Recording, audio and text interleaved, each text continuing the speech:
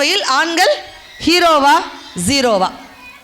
ஒரு அம்மா கேட்குது, ஏங்க புருஷனை பார்த்து கேட்குது, ஏங்க ஒருவேளை நம்ம 2 பேருக்கு ஏதாவது ஒன்று ஆச்சுன்னா நீங்கள் எங்கே போவீங்க, நான் எங்கே போவேன் அப்படின்னு கேட்குது.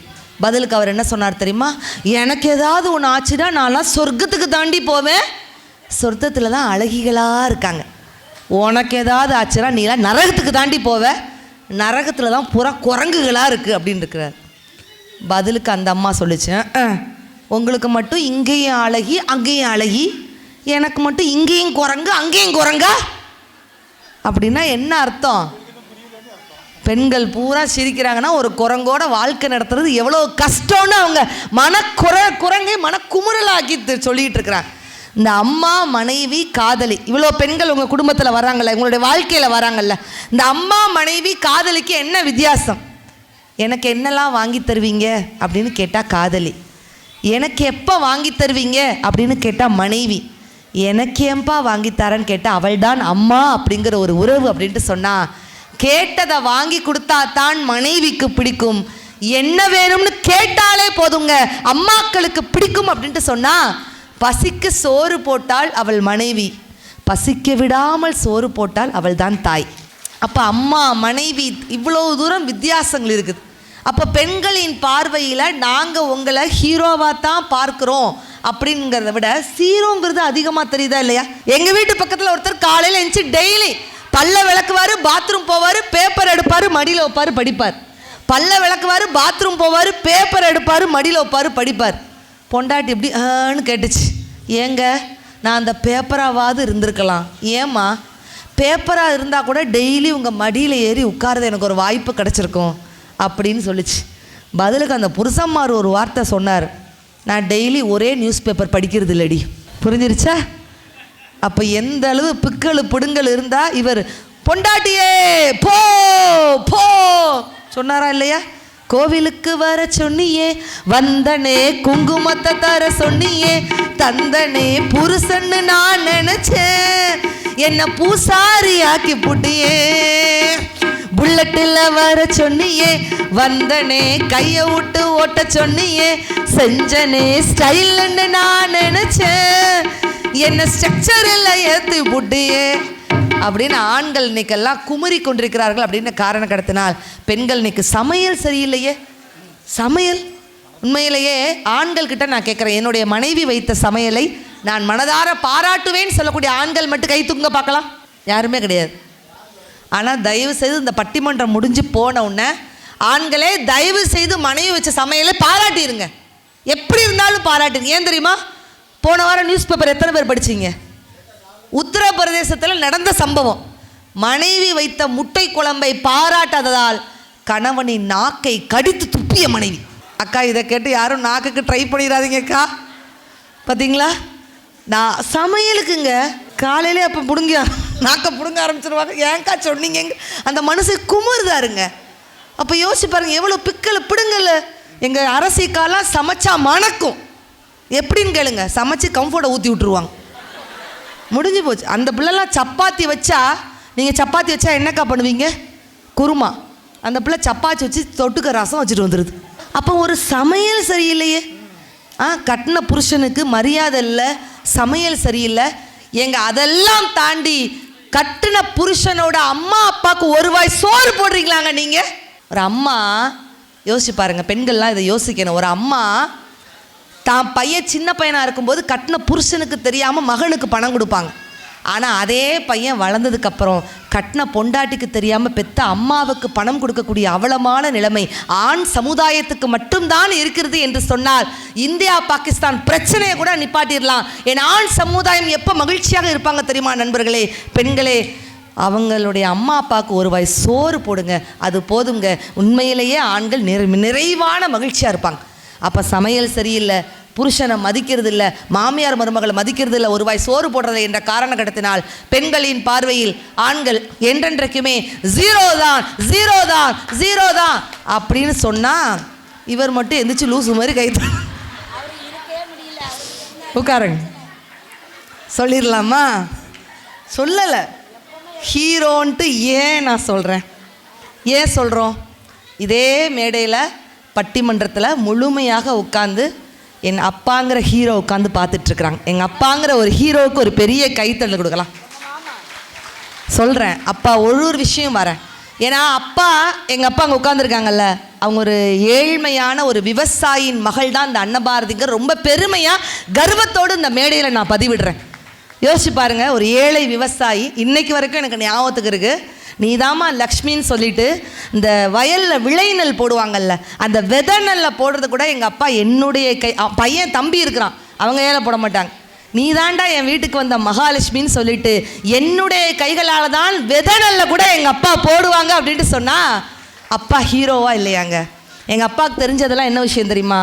உண்மை, உழைப்பு, நேர்மை, இது மட்டும்தாங்க. உழைப்பு உழைப்பு உழைப்பு. இப்போ மனுஷனுக்கு 65 வயசு ஆகுது. இந்த வயசுலையும் ஹோட்டல் வச்சுருக்காங்க. காலையில் 3:30 மணிக்கு எந்திரிச்சு டீ போட்டு வடை போட்டுட்ருக்காங்கன்னா உழைக்கும் சமுதாயம். ஆண் என்கிற அப்பா ஒரு பெண் குழந்தைக்கு ஹீரோவா ஜீரோவா? யோசிச்சு பாருங்க. ஒரு அப்பா 5 வயது பெண் குழந்தையை கூட்டிட்டு ஒரு பாலத்தை கிடக்குறாரு. பாலத்தை கிடக்கும் பொழுது அப்பா சொல்கிறாரு, பாப்பா நீ என் கையை பிடிச்சிக்கோ பாப்பா, பாலத்தை கிடக்க போகிறோம். உடனே இந்த குழந்தை சொல்லுது, அப்பா நீ ஏன் கையை பிடிச்சிக்கோப்பா. உடனே அப்பா கேட்குறாரு, நான் உன் கையை பிடிக்கிறதுக்கும் நீ என் கையை பிடிக்கிறதுக்கும் என்ன பாப்பா வித்தியாசம் இருக்குது? 5 வயது பெண் குழந்தை என்ன சொல்லிச்சு தெரியுமாங்க? அப்பா நான் உன் கையை பிடிச்சேன்னா எந்த சூழ்நிலையும் அந்த கையை விடுறதுக்கு வாய்ப்பு இருக்குது. ஆனால் நீ என் கையை பிடிச்சேன்னா எந்த சூழ்நிலையும் என் கையை விட மாட்டேன், அதுதான் என் அப்பா அப்படின்னு 5 வயது பெண் குழந்தை சொல்லிச்சுன்னா, எங்கள் கடவுளிடம் வேண்டினால் ஆண் குழந்தை பிறக்கும், கடவுளிடம் வேண்டினால் ஆண் குழந்தை பிறக்கும். ஆனால் அந்த கடவுளே வேண்டும் என்று சொன்னால் தான் எங்களுடைய பெண் குழந்தைகள் பிறக்கும் அப்படின்ட்டு சொன்னால், நான் ஆண் சமுதாயம் அத்தனை பேருக்கும் சொல்கிறேங்க, எல்லா ஆண்களுக்கும் தன்னுடைய மனைவி ராணியாக இல்லாமல் இருக்கலாம், ஆனால் எல்லா அப்பாக்களுக்கும் தன்னுடைய மகள் தான் இளவரசி அப்படின்னு சொன்னால் ஒரு கைத்தட்டல் கொடுங்க பார்க்கலாம். மகள் தான் இளவரசி. அப்போ மகளின் பார்வையில் அப்பாக்கள் என்றைக்குமே ஹீரோ தான். ஆமாவா இல்லையா? அம்மாவுக்கும் அப்பாவுக்கும் என்ன வித்தியாசம்? எல்லா மேடை பேச்சாளர்களும் அம்மாவை பற்றி நிறைய பெருமையாக பேசுவாங்க. ஆனால் நான் எங்கள் அப்பாவை வச்சுக்கிட்டே அப்பாவை பெருமையாக பேசுகிறேன். இந்த அம்மாவுக்கும் அப்பாவுக்கும் என்ன வித்தியாசம் தெரியுமா? ஒரு சொல்லில் வார்த்தை என்றால் அது அம்மா, ஒரு சொல்லில் சரித்திரம் என்றால் அதுதான் அப்பா. அம்மாவோட அன்பு கடல் அலைகள் மாதிரி வெளிப்பட்டுக்கிட்டே இருக்கும், வெளிப்பட்டுக்கிட்டே இருக்கும். அப்பாவோட அன்பு நடுக்கடல் மாரி வெளியே தெரியாது, ஆனால் ஆழம் ரொம்ப அதிகங்க. அம்மா தான் 10 மாதம் சுமந்து பெத்த கதையை பல தடவை சொல்லி காமிச்சிருப்பாங்க. டே உன்னை 10 மாதம் சுமந்து பெத்தண்டா, உன்னை 10 மாதம் சுமந்து பெத்தண்டா. அப்பா தான் வாழ்நாள் முழுவதும் சுமந்த கதையை ஒரு தடவை கூட சொல்லி காமிச்சிருக்க மாட்டார். அதுதான் அப்பா என்னும் ஹீரோ. அம்மா குழந்தைய வலிக்காத மாதிரி அடிச்சுட்டு தூங்க வைக்கிறது அம்மா. அப்பா குழந்தைய வலிக்கிற மாதிரி அடிச்சுட்டு தூங்காமல் தவிக்கிறது தான் அப்பாக்கள் அப்படின்ட்டு சொன்னால், அம்மா குழந்தைய கையை பிடிச்சிட்டு நடப்பாங்க, ஐயோ என் குழந்தைக்கு எதுவும் ஆயிடக்கூடாது. ஆனால் அப்பா என்ன தெரியுமா, ஒரு படி மேலே போய் அந்த குழந்தையின் கை விரலை விட்டுட்டு குழந்தை தைரியத்தோடு நடப்பதை பார்த்து ரசிப்பவன் தான் அப்பாக்கள் அப்படின்ட்டு சொன்னால், அதை சொன்னாங்க. அடு கோவில் எதற்கு, தெய்வங்கள் எதற்கு, உனது புன்னகை போதுமன்னின்று மகளை பெற்ற அப்பாக்களுக்கு மட்டும்தான் தெரியும் முத்தம் காமத்தை சேர்ந்ததல்லன்னு ஒரு புரட்சிகரமான ஒரு வசனம் நாமுத்துக்குமார் ஐயாவுக்காக, மறைந்த நாமுத்துக்குமாருக்கு ஒரு பெரிய கைத்தடல் இந்த இடத்துல நம்ம கொடுத்தே ஆகணும். அதே போல் மகனுக்கும் சொல்லலாம், மகளை பெற்ற அப்பாக்களுக்கு மட்டும்தான் முத்தம் காமத்தை சேர்ந்தது. அதே போல் மகனை பெற்ற அம்மாக்களுக்கு மட்டும்தான் தெரியும் மகனை கடைக்கு அனுப்பினால் மீதி சில்லற கிடைக்காது என்று. தெளிவாக பேரம் பேசுவான் வெட்டு. அப்போ மகளின் பார்வையில் அப்பாக்கள் என்றைக்குமே ஹீரோ தான். சரி, அப்பா ஹீரோன்னு நான் சொல்லிட்டேன். இந்த கணவன் ஒருத்தர் இருக்கிறாங்களே, அந்த கணவனை நம்ம ஹீரோவை பார்க்குறோமா இல்லையா? நான் இளைய தளபதி விஜய் ரசிகர்கள் மீண்டும் ஒரு முறை கைத்தட்டல் கொடுங்க பார்க்கலாம், ஜோரான ஒரு கைத்தட்டல். விஜய் அவர்கள் நடித்த பிகில் படம் எத்தனை பேர் பார்த்தீங்க? கை தூங்க பார்க்கலாம். பிகில் படம் மோஸ்ட்லி எல்லாரும் பார்த்துருப்பீங்க. அந்த படத்தில் ஒரு சீன் வரும்போது நான் தேட்டரில் எந்திரிச்சு நின்று கைத்தட்டல் கொடுத்தேன். என்ன சீன் தெரியுமா? ஒவ்வொரு ஆணோட வெற்றிக்கு பின்னாடி ஒரு பெண் இருக்கிறாளா இல்லையோ, ஒவ்வொரு திருமணமான ஒரு பெண்ணோட வெற்றிக்கு பின்னாடி அவனுடைய கணவன் இருக்கிறான்னு என்று சொன்னான். என்னுடைய கணவர் இங்கே உட்காந்து ஹீரோவாக உட்காந்து என்னை படம் பிடித்து கொண்டு அழகாக உட்காந்து ஹீரோவா இல்லையாங்க? யோசிச்சு பாருங்க. எங்கள் கணவன் என்றைக்குமே ஹீரோக்கள் தான். மனைவி உங்களுக்கு டார்ச்சர் மாதிரி தெரியும், ஆனால் வயதான காலத்தில் எங்கள் சிகப்பு டிஷர்ட் போட்ட தாத்தா இதே பொண்டாட்டி தான் வேணும்னு சொன்ன உடனே பொண்டாட்டிக்கு இப்போ ஃபோன் போட்டு பேச ஆரம்பிச்சிட்டார். ஹலோ எஸ்கியூஸ் மீ மிஸ்ஸஸ் பொண்டாட்டி அப்படின்னு பேசுகிறார். அப்போ யோசிச்சு பாருங்கள், ஒருத்தர் என்ன பண்ணுறான், வாழ்கிறது கஷ்டப்பட்டு பண கஷ்டம் மன கஷ்டம் தூக்கு போட்டு செத்துடலான்னு நினச்சான். அப்போ பக்கத்துலேருந்து மனைவி வந்து கேட்டுங்க, எங்க தூக்கு போட்டு சாகாட்டி என்னங்க பண்ணுவீங்க? தண்டவாளத்தில் போய் தலையை வச்சு செத்துருவண்டி. தண்டவாளத்தில் தலையை வச்சு சாகாட்டி என்னங்க பண்ணுவீங்க? உங்களை சொல்லலை, மாத்திரையை போட்டு செத்துருவண்டி. மாத்திரையை போட்டு சாகாட்டி என்னங்க பண்ணுவீங்க? கத்தியை வச்சு குத்திட்டு செத்துருவண்டி. கத்தியை வச்சு குத்தி சாகாட்டி என்னங்க பண்ணுவீங்க? சோகமாக போய் உட்காந்துட்டான். அப்போ தான் மனைவிங்கிற ஒரு உறவு வந்து சொல்லிச்சு, ஏங்க சாகிறதுக்கே உங்களுக்கு இத்தனை வழிகள் இருக்கும்போது வாழ்வதற்கு ஒரு வழி இல்லையாங்க? நான் இருக்கங்க, நம்ம புள்ள இருக்குங்க, தைரியமாக நிமிர்ந்து வாங்க என்று தன்னம்பிக்கை கொடுத்தது மனைவி என்ற உறவு அப்படின்ட்டு சொன்னால், இன்றைக்கும் எத்தனையோ படித்த பெண்கள் நான் ஐஏஎஸ் ஆயிட்டேன், நான் ஆசிரியர் ஆயிட்டேன், அதற்கு காரணம் யார் தெரியுமா? என்னுடைய கணவர் தாங்க என்னை கல்யாணத்துக்கு அப்புறம் படிக்க வச்சாருன்னு சொல்லிட்டு எத்தனை மனைவிகள் பேட்டி கொடுக்குறாங்க தெரியுமா? எத்தனை மனைவிகள். அப்போ மனைவியின் பார்வையில் கணவன் ஹீரோவா இல்லையா? அதனால தான் கணவன் என்ற ஒற்றை சொல்லுக்கு தமிழில் 60 பெயர்கள் வச்சான். பதி, கொழுநன், இல்லாளன், அகமுடையான், ஆம்படையான், ஆத்துக்காரர், என்னவன், மனையான், மணாளன், மணவாளன், உற்றான், கொண்டவன், கொண்டகன், தலைவன், நாயகன், அல்நுகன், ஆம்பான், இயமான், இல்லான், இல்லவன், கிழவன், உரியவன், உடனிகழ்வான், தலைமகன், தம்போன், குடும்பி, தாட்டான், கண்ணாளன், அன்பன், கேள்வன், கோமகன், தவன், மண், நாச்சியன், மைந்தன், விளைந்தோன், வேட்டான், கூந்தற்கிழவன், இற்கிழவன், வேட்கை துளவன், ஆளன், வரன், கண்டன், வல்லவன், கண்பாளர், தற்கொண்டான், ஆறுவலன், அகவாளன், இல்லாளான், இறை, ஐ, பாதி, கூந்தற்கிழவன், இற்கிழவன், உயிர்கிழவன், வேட்கை துளைவன், கேள்வன் என்று கணவன் என்ற ஒற்றை சொல்லுக்கு தமிழ்ல 60 பெயர்கள் வச்சான் அப்படின்னு சொன்னா, அதுதாங்க கணவன் என்னைக்குமே ஹீரோ. ஊருக்காக ஆடும் கலைஞன் தன்னை மறப்பான், தன் கண்ணீரை மூடிக்கொண்டு இன்பம் கொடுப்பான். புலிகள் அழுவது ஏது, அட பறவைகள் அறியாது, போர்க்களம் நீ புகும் போது முள் தைப்பதை களறியாது. மகனே மகனே காற்றுக்கு ஓய்வென்பது ஏது, அடையேது, கலைக்கு ஒரு தோல்வி கிடையாது கிடையாது. அப்போ கணவனை நான் சொல்லிட்டேங்க, கடைசியா தாத்தாவை சொல்றேன். தாத்தாவை இங்கே உள்ள தாத்தாக்கள் கேட்குறேன், ஸ்கூல் முடிஞ்சு வந்தபோது பேரனை நான் தான் கூட்டிகிட்டு வருவேன்னு சொல்லக்கூடிய தாத்தாக்கள் கை தூக்குங்க பார்க்கலாம். இருக்கிறீங்களா? நீங்கள் தூக்குறீங்க. சோப்பு டிஷர்ட் தாத்தா கை தூக்கிட்டார். அதே மாதிரி தாத்தா ஸ்கூல் முடிஞ்சு தூக்கிட்டு வரும்பொழுது அந்த குழந்தை சொல்லுது, தாத்தா சொல்கிறார், இந்த பேக்கை நான் தூக்கிக்கிடவா? வேண்டாம் தாத்தா இருக்கட்டும். நான் இந்த லஞ்ச் பேக்கை வச்சுக்கிட்டுமா? வேண்டாம் தாத்தா இருக்கட்டும். இந்த புக்கை வச்சுக்கிட்டுமா? வேண்டாம் தாத்தா இருக்கட்டும். எதையாவது தூக்கிக்கிடுறேன்டா, நீ என்னை மட்டும் தூக்கிக்கோ தாத்தா அப்படின்னு அந்த குழந்தை சொல்லுச்சு. அப்படின்னா தாத்தாக்கள் பேரனின் பார்வையில், பேத்தியின் பார்வையில் என்றைக்குமே ஹீரோக்கள் அப்படின்னு சொன்னால் இல்லைன்னு நம்மளால சொல்ல முடியுமாங்க?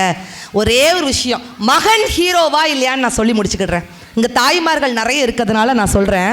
ஒரு அம்மா வெளிநாட்டில் போய் ஒரு பையன் கஷ்டப்படுறான்.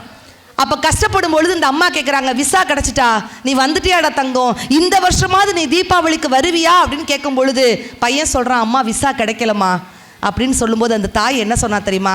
பரவாயில்லடா, நீ என்னைக்கு நம்ம வீட்டுக்கு வர்றியோ அன்னைக்கு தாண்டா நம்ம வீட்டில் தீபாவளின்னு சொல்லக்கூடிய அம்மாக்களின் பார்வையில் மகன் ஹீரோவா இல்லையாங்க? அப்போ யோசிச்சு பாருங்க, மாமனாராக, அப்பாக்களாக, மருமகனாக, மகனாக, பேரனாக, இத்தனை கணவனாக இத்தனை அவதாரங்கள் எடுக்கக்கூடிய ஆண்கள் சமுதாயம் என்றைக்குமே பெண்கள் மதிக்கிறோம். பெண்களின் பார்வையில் ஆண்கள் என்றென்றைக்குமே ஜீரோவல்ல, ஹீரோக்களே ஹீரோக்களே ஹீரோக்களே. அதனால தான் புருஷன் குடிகார புருஷனாக இருந்தாலும் என் தமிழச்சி அந்த கடவுள்கிட்ட போய் மண்டியிட்டு பிச்சை இருக்கிறா. என்ன தெரியுமா? கோலவிலியம்மா, ராஜகாளியம்மா, பாளைய தாயம்மா, பங்காரு மாயம்மா, முத்து மாரியம்மா, பத்ரகாளியம், முண்ட கண்ணியம்மா, எங்க கண்ணியம், குங்கும கோதையே, அன்னைய சோதைய, செந்தூர தேவான், சிங்கார ரூபின், வள்ளியம்மா, எங்க அள்ளியம்மா, தங்க செல்லியம்மா, செல்ல கொல்லியம்மா, அருள் முப்பாத்தம்மா, அனல் வெப்பாத்தம்மா, சிங்காரி ஒய்யாரி சங்காரி உமையத்தா, மண்மாரி பன்னாரி செல்லாயி சிலமாய், மருவத்தூர் அம்மாவே ஓம். ஒரு தாலி வரம் கேட்டு வந்தேன் தாயம்மா, கண் திறந்து பாரம்மா, வேறு துணை யாரம்மா. எந்த வகையில் பார்த்தாலும் புத்தி இல்லாத மனைவி தன்னுடைய கணவனை அடிமையாக்கி அந்த அடிமைக்கு பொண்டாட்டியா வாழ்றா.